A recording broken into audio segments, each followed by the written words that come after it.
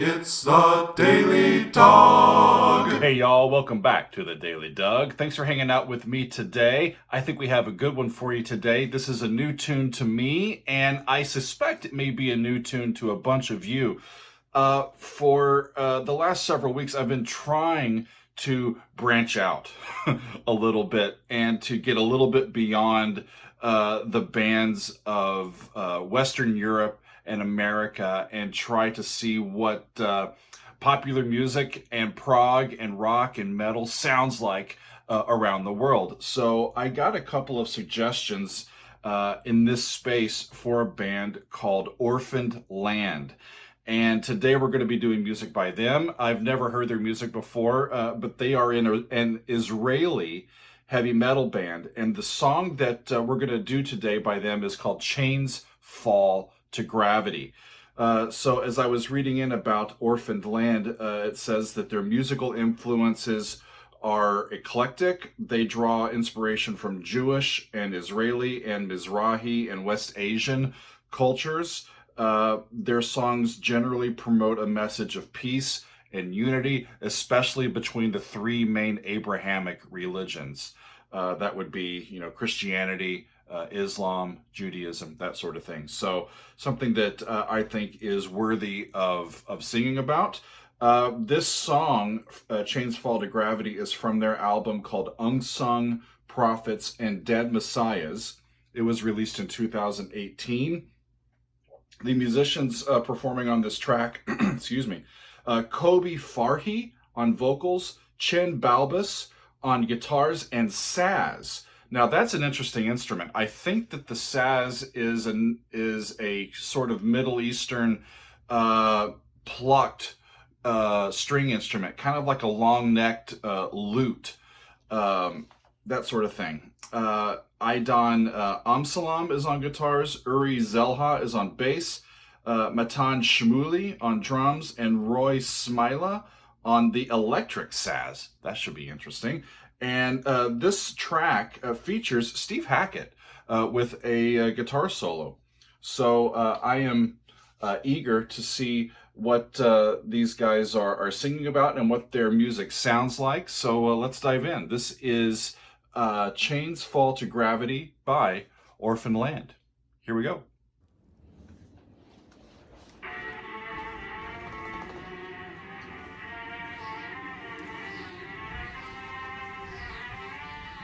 Wind. That must be that saz in the background.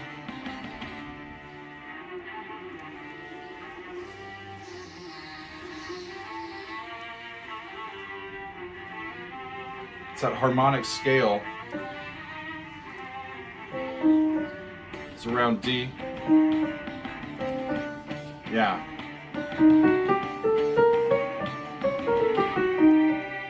Double harmonic scale on D.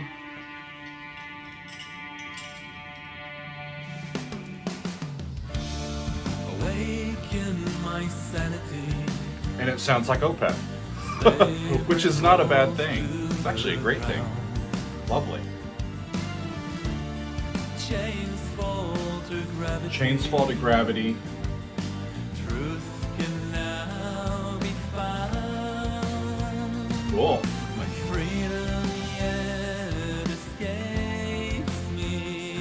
It's a very mellow vocal.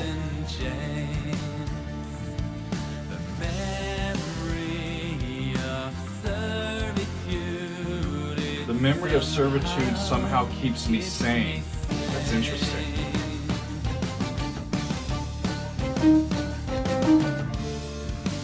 D, G minor, up to A, back to G, D, A, D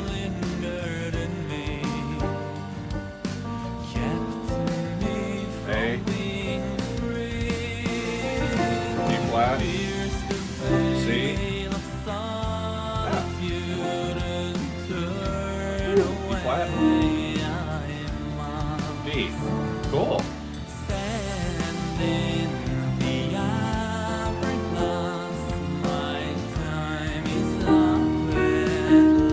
Cool. Wow.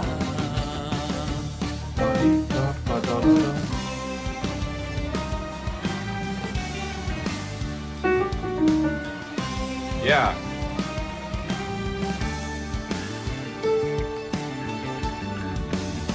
Nice. Woo!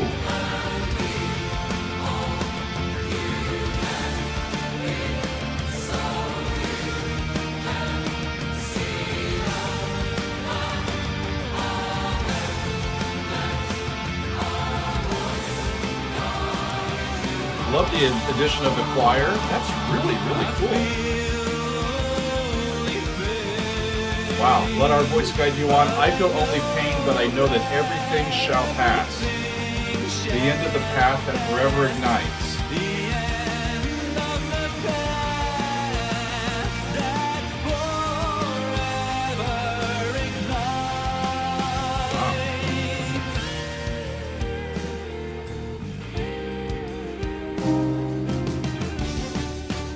Yeah, back to that little motive. White light is blinding me, robbing me of my sight. Somehow it sets me free, calling me to unite.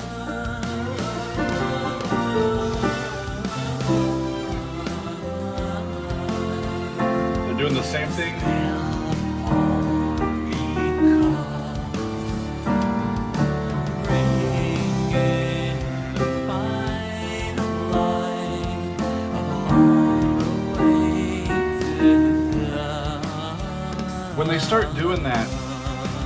When they start doing that double harmonic scale, we're in D, right? So you've got, instead of D minor or D harmonic minor, which would be D, E, F, G, A, B flat, C sharp to D. Think of the second half of that scale, from the A up a half step to B flat, up then a augmented second to the C sharp to the D, right? You've got the A and the D both with half steps on the upper and lower side of them, right? Just do the exact same pattern starting on D. D up a half step, up an augmented second, and then up a half step to G. So you get the same tetrachord. This is separated by a perfect fifth. You start on D, then you start on A, and that's your scale. And it's a double harmonic scale. That's what we call that. It's got a really neat sound to it. I will say something else. It has a feel to Western ears that may be exotic or Eastern in some way. I want to point out that if we're in D, to our ears or to Western ears, we have the same type of polarity to a tonic that this double harmonic scale has. We just have it in an inverted way of doing it. We still have, if we have tonic, we have around that in the scale a whole step and a half step, right? That's what we're used to. Whether it's a major key or it's a minor key, right? Same way, to that D, we have a pull of a whole step on one side and a half step on another. In this scale, we have the same polarity. We just have the whole step on the lower side and the half step on the upper side. But the same pull exists to that tonic note. Really neat stuff. I'm going to keep on going here.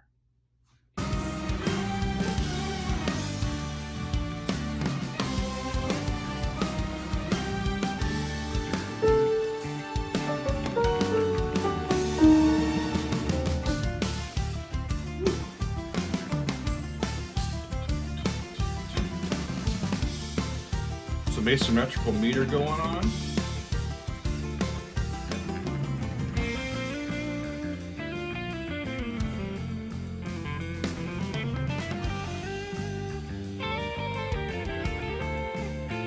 Not sure if that's Steve yet.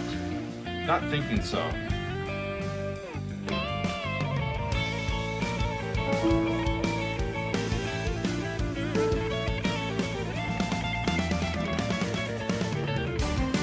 Ooh.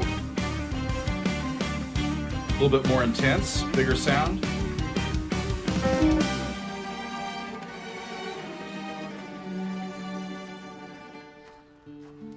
hear those lutes, those plucked lutes, the saz instruments.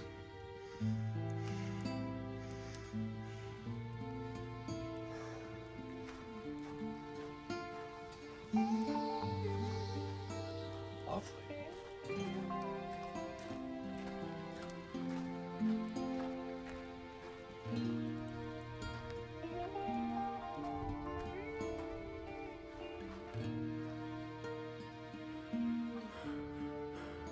Somebody walking, breathing heavy. It's like they're on a journey of emotional, I think, freedom.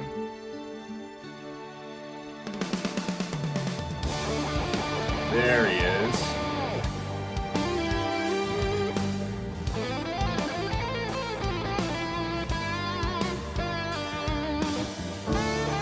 D, G, A, B flat, same as before. F, E flat, D major, down to C, right? Back to F.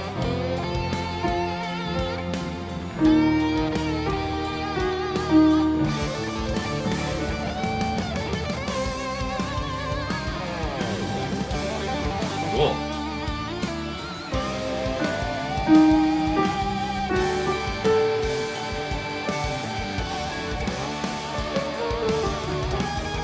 Whoa.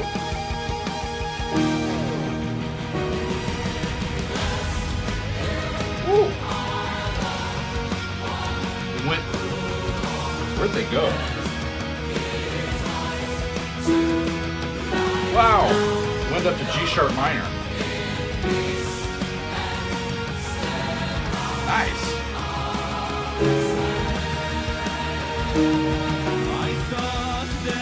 Cool. I thought that I'm insane. I always knew there has to be more than this.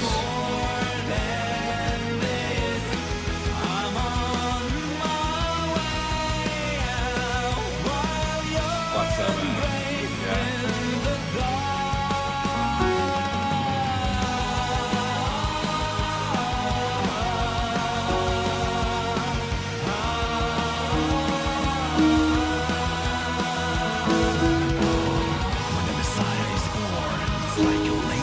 Wow.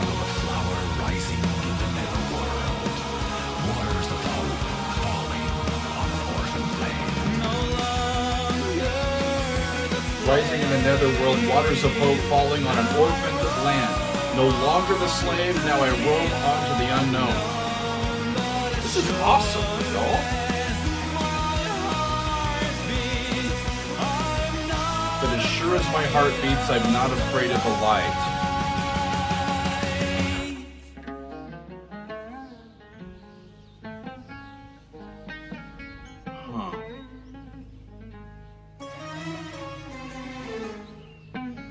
Boy, I was ready for it to just burst forth with more like soloing and sort of live in that freedom.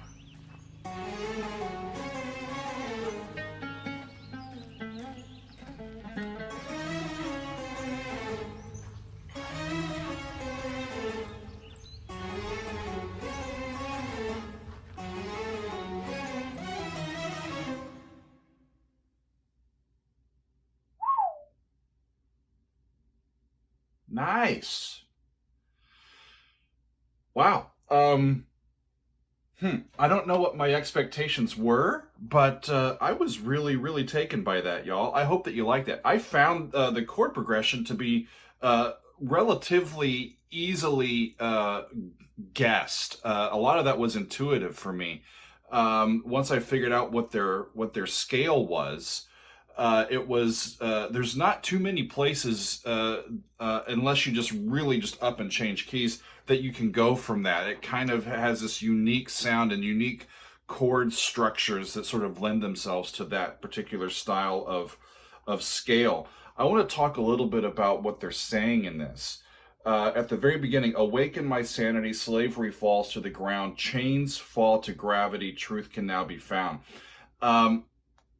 it strikes me as a person that has only known either a literal prison or an emotional prison, some sort of obstruction to their human experience for so long that it's become almost all that they know.